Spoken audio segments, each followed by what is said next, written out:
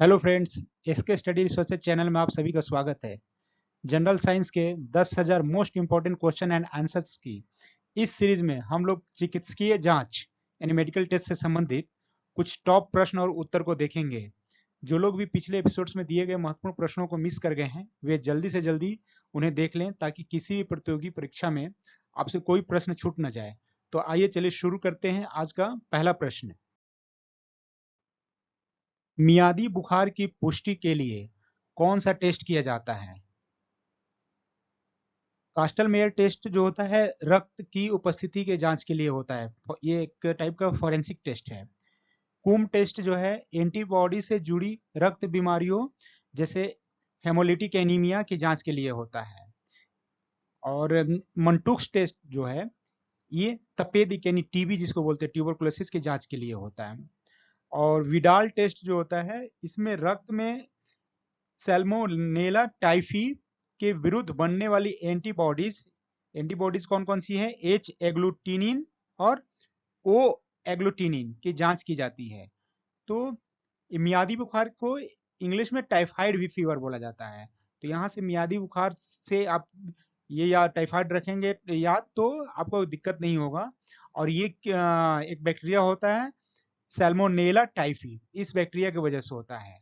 तो इसमें सही उत्तर होगा विडाल टेस्ट, क्योंकि विडाल टेस्ट के थ्रू हम लोग साल्मोनेला टाइफी के विरुद्ध बनने वाली एंटीबॉडीज का पता लगाते हैं। विडाल टेस्ट किस संक्रमण को जानने के लिए किया जाता है? अभी हमने पिछले क्वेश्चन में ही देखा, ये टाइफाइड से संबंधित जांच है। फिर भी ऑप्शन देख लेते हैं क्या क्या दिया है। एंट अमीबा हिस्टोलेंटिका,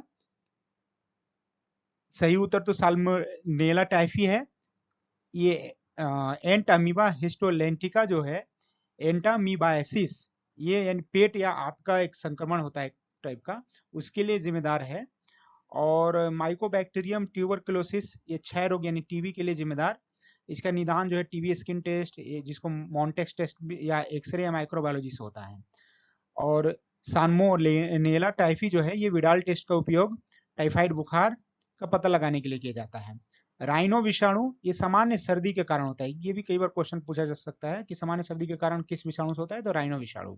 तो सही उत्तर सी होगा।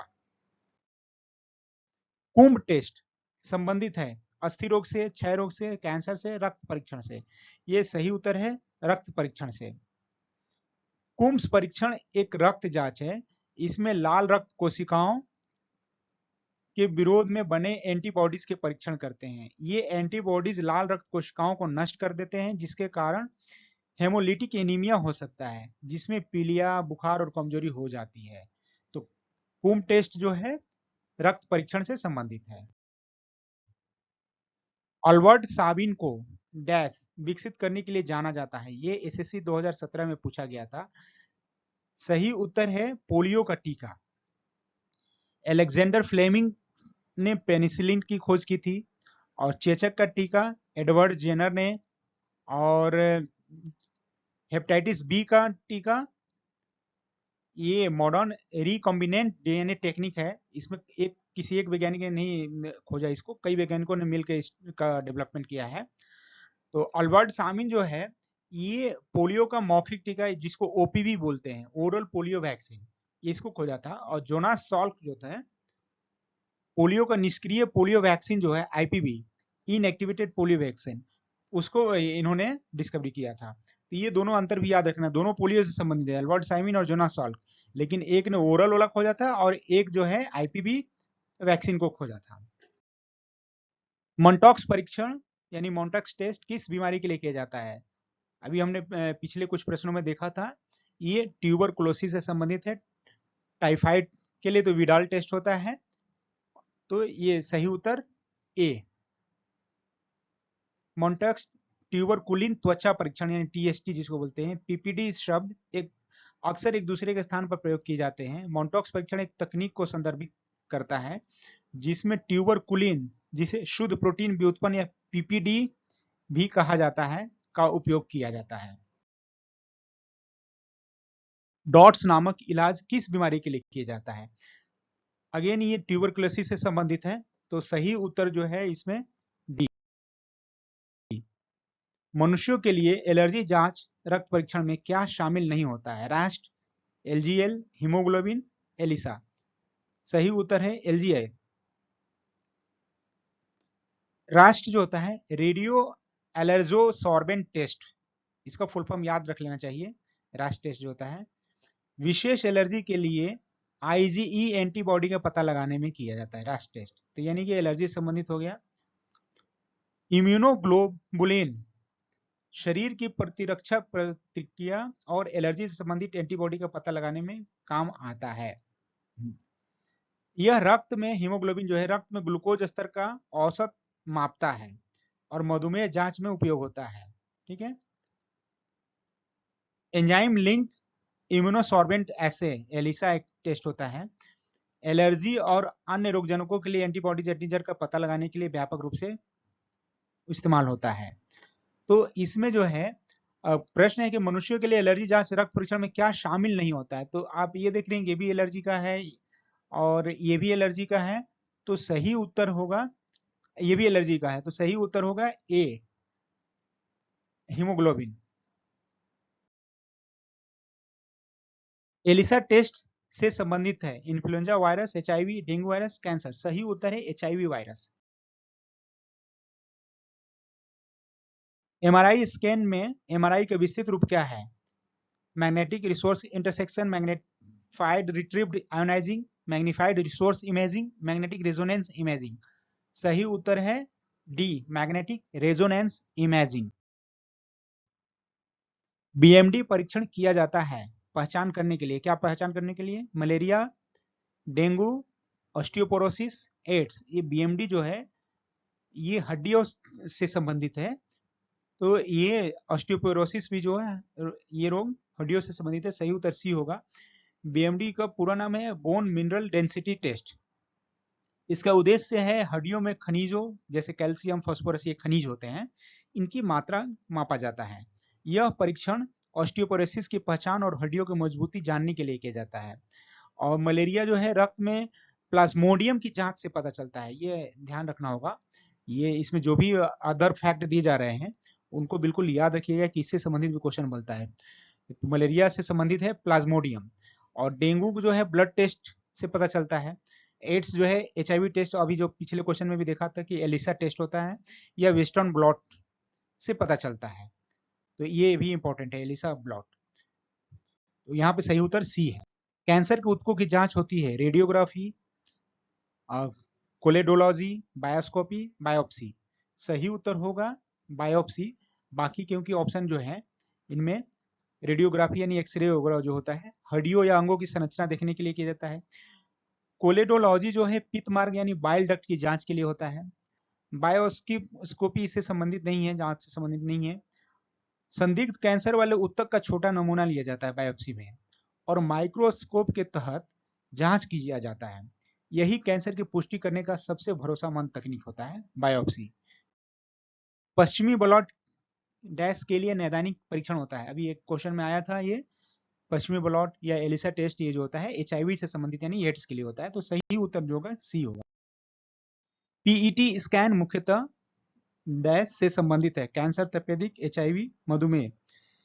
पीईटी यानी पोजिट्रॉन एमिशन टोमोग्राफी। सही उत्तर है ये कैंसर। और ये पेट स्कैन जो होता है यह मुख्य रूप से ऊतकों और अंगों में ग्लूकोज उपभोग को देखता है। कैंसर कोशिकाएं तेजी से विभाजित होती हैं और अधिक ग्लूकोज लेती हैं, इसलिए पेट स्कैन कैंसर के निदान, फैलाव और उपचार की प्रभावशीलता में उपयोगी है।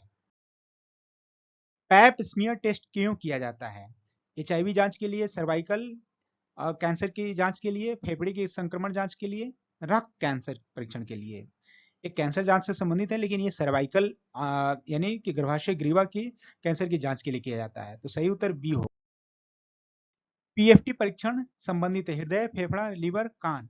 ये सही उत्तर होगा बी।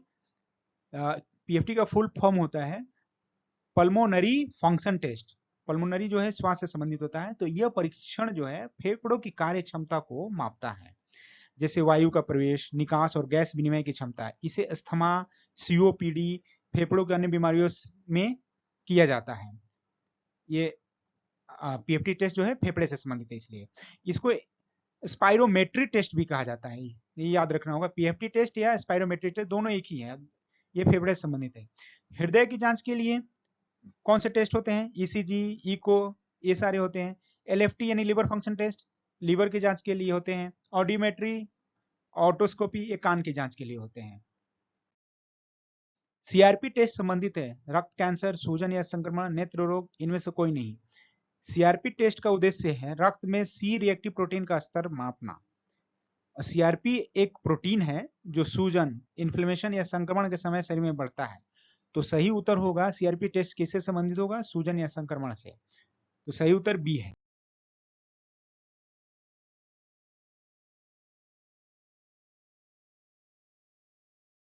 ट्रेडमिल टीएमटी परीक्षण संबंधित है। गुर्दा, फेफड़ा, हृदय, त्वचा, ये हृदय से संबंधित है। ट्रेडमिल पर क्योंकि दौड़ना होता है तो उसमें हृदय की धड़कन की जांच होती है, हृदय के अन्य चीजों की परीक्षण किया जाता है ट्रेडमिल टेस्ट में। तो सही उत्तर सी होगा। ये इस टाइप से ये टेस्ट कराया जाता है।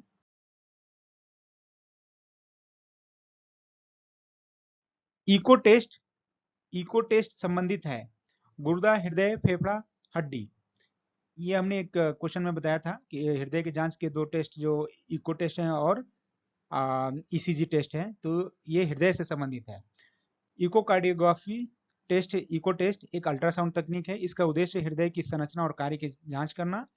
यह हृदय की धड़कन, वाल्व, रक्त प्रवाह और हृदय की पंपिंग क्षमता को दिखाता है। तो सही उत्तर बी होगा। लिपिड प्रोफाइल परीक्षण से क्या पता चलता है? रक्त संक्रमण, रक्त समूह, रक्त में कोलेस्ट्रॉल और वसा की मात्रा, इनमें से कोई नहीं। सही उत्तर होगा सी, रक्त में कोलेस्ट्रॉल और वसा की मात्रा। यह रक्त में कुल कोलेस्ट्रॉल यानी टोटल कोलेस्ट्रॉल, एलडीएल और एचडीएल, ट्राइग्लिसराइड आदि वसा स्तर के मापता है। इसका उपयोग हृदय रोग और स्ट्रोक के जोखिम का आकलन करने के लिए किया जाता है। रक्त संक्रमण जो है यह ब्लड कल्चर या सीबी से पता चलता है।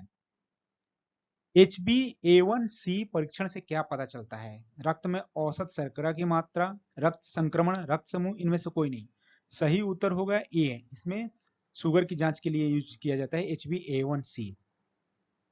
HbA1c का पूरा नाम है हीमोग्लोबिन A1c। इसे ग्लाइकेटेड हीमोग्लोबिन भी कहा जाता है। ये जो भी वर्ड्स मैं बता रहा हूँ ना, इन सबको याद कर लेना होगा, ये सब इंपॉर्टेंट है। कभी अलग अलग तरीके से क्वेश्चन पूछा जाता है, इसलिए कई बार क्या है कि डायरेक्ट आंसर आपको नहीं भी मालूम हो लेकिन उससे संबंधित कुछ फैक्ट जानकारी मालूम है तो आप आंसर तक पहुंच सकते हैं। इसलिए मैं अलग फैक्ट भी देता हूं आप लोगों को। तो अंत में टेस्ट योर नॉलेज, यहाँ पे मैंने 3 प्रश्न दिए हैं, जिन प्रश्नों के भी उत्तर यदि आपको मालूम है तो आप कमेंट में इनके सही उत्तर लिख सकते हैं। मैं प्रश्न आपको एक बार पढ़ता हूँ। न्यूटन के गति के प्रथम नियम का दूसरा नाम क्या है? ऑप्शंस दिए गए हैं। जब कोई वस्तु दो समानांतर समतल दर्पणों के बीच रखी जाती है तो बने हुए प्रतिबिंबों की संख्या होगी 2, 1, 6 अनंत। मैक नंबर संबंधित है ध्वनि की गति से, जलयान की गति से, हवाई जहाज की गति से, अंतरिक्ष यान की गति से। तो सही उत्तर जल्दी से जल्दी आप कमेंट में लिखना शुरू कर दें। तो दोस्तों, thank you so much for watching this video. दोस्तों, आप यदि किसी भी प्रतियोगी परीक्षा के लिए तैयारी कर रहे हैं, चाहते हैं कि आपकी तैयारी हमेशा फोकस्ड रहे, ट्रैक पर रहे, सही डायरेक्शन में तैयारी हो, तो आप इस चैनल को सब्सक्राइब करके रख लें और बेल आइकन भी प्रेस कर लें साथ में, ताकि आपसे कोई भी इंपॉर्टेंट वीडियो मिस न हो जाए। क्योंकि हर वीडियो में इंपॉर्टेंट टॉपिक्स पर आधारित कुछ महत्वपूर्ण प्रश्नों को और उससे संबंधित फैक्ट्स को रिसर्च करके लाकर आपके सामने प्रस्तुत किया जाता है, जिस पर आधारित प्रश्न सारे एग्जाम्स में अक्सर पूछे जाते हैं। तो आप चैनल को सब्सक्राइब करना न भूलें। आप हमें फेसबुक और इंस्टाग्राम पर भी फॉलो कर सकते हैं। Thank you so much once again दोस्तों।